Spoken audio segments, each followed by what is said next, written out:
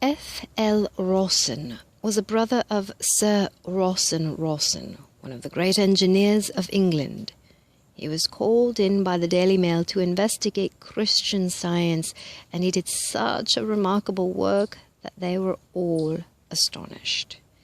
His first statement was, quote, "There is nothing but God in God's perfect world. Man is the image, the likeness, passing on God's ideas to his fellow man with perfect regularity and ease." End quote. One day when I was visiting Mr. Rawson in London, we stood at a window looking out across the street.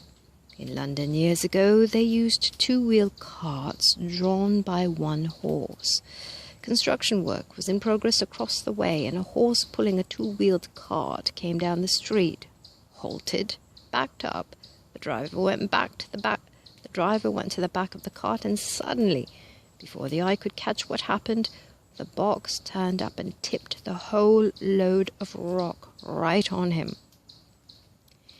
F.L. Rawson's statement was, quote, "There is nothing but God," end quote.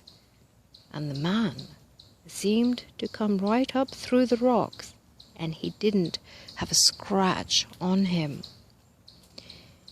Another thing happened in that same connection. The horse didn't do something that suited him, and the owner started to beat the horse. All Mr. Rawson did was to tap on the window to attract the man's attention. That horse immediately walked over and put his nose up against the window. F.L. Rawson took 100 men into World War I and came out without a scratch on any of them, and they went through some of the most rugged assignments. He stood absolutely for that statement. There is nothing but God.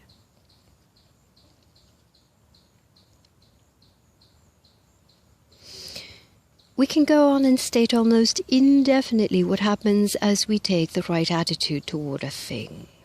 Now we know that if we stand off and look at that thing and say it is impossible, the very next thing you know, somebody else will come along and complete that in a short time. That has been so with practically everything. Alexander Graham Bell was a good example. Our family knew him very well. He lived in Jamestown, New York.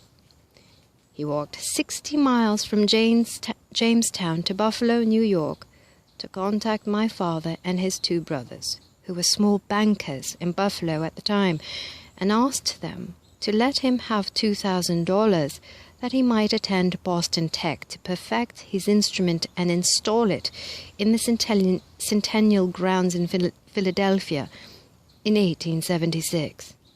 They let him have the money. When the directors of the bank learned of the loan, they came to my father and uncles and asked for their resignation. They were so sure Bell would never perfect his telephone. Booths were installed at the Centennial. People could pay a nickel, go into those booths, and call up and talk to their friends in another booth. And that little device created such interest that it paid more money than anything that was installed at the Centennial Exposition. You see, we close our thoughts and we lose the benefit of them. Alexander Graham Bell was a really wonderful character. The reason he didn't have any money was because he was always helping the blind. He spent every bit of money he had to aid the blind.